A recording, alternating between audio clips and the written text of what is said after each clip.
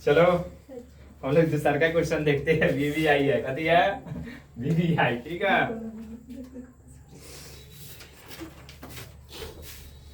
VVI पढ़ रहे हैं। VVI 12.1 के क्लास 10 पाई की वैल्यू दे रखा है, याद रखना कितना, 22/7।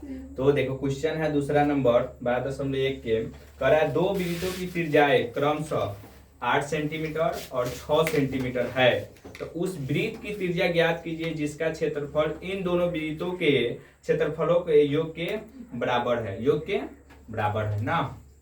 तब चलो जो दिया है पहले लिख लेना, ठीक है। दिया है हॉल में लिख लेना।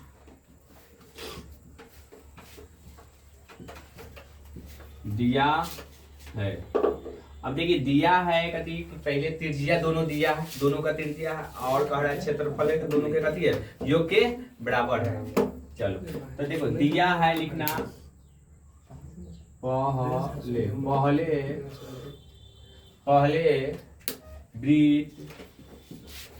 वृत्त की त्रिज्या,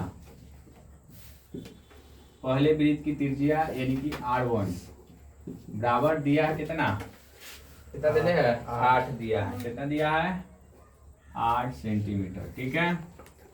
अब दूसरे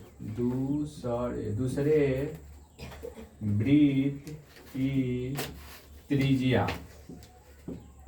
दिया है R2, ठीक। R2 कितना दिया है, 6 सेंटीमीटर, ठीक है। देखिए ये सब दिया हुआ है, पहले वृत्त की त्रिज्या, दूसरे वृत्त की त्रिज्या। अब हमको क्या ज्ञात करना है, क्षेत्रफल। तो लिख लेना है, इसलिए पहले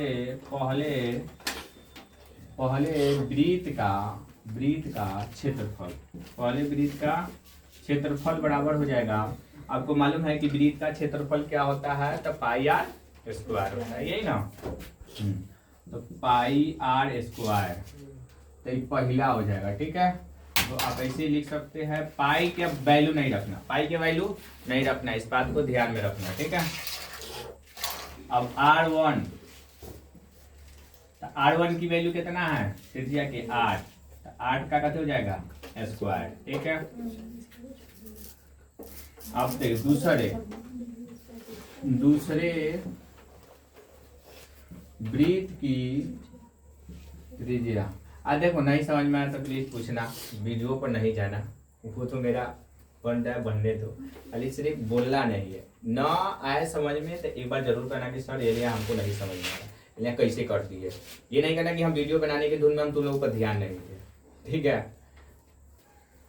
तो दूसरे वृत्त की त्रिज्या कैसे हो जाएगा, पाई आर स्क्वायर, जो ये 2 है दूसरा वृत्त की त्रिज्या।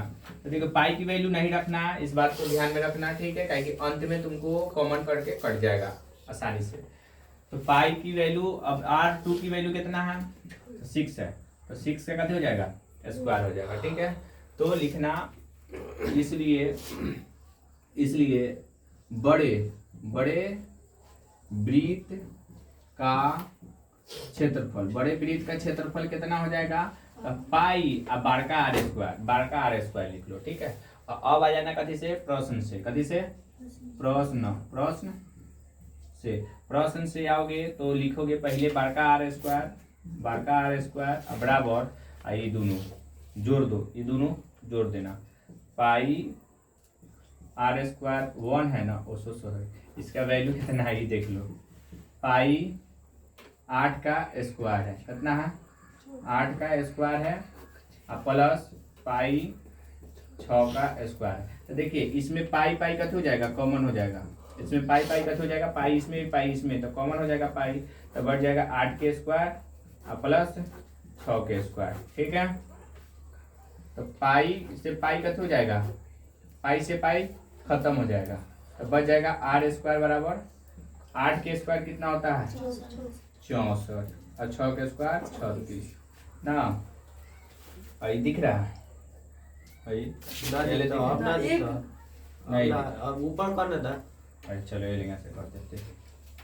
तो आर स्क्वायर बराबर कितना होगा 64 36 जोड़ेगा तो 100, कितना आ जाएगा 100। तो आर स्क्वायर बराबर, ये स्क्वायर है इधर आएगा तो रूट चढ़ जाएगा 100 पर, और 100 का वर्गमूल कितना हो जाता है 10, यही आपका नया त्रिज्या निकल गया। और सर जीरो चार डाला प्लस माइनस लगता है नहीं, इसमें नहीं करना है, ठीक है। तो समझ में आया, आर की वैल्यू कितना हो जाएगा 10 सेंटीमीटर, ठीक है। तो चलो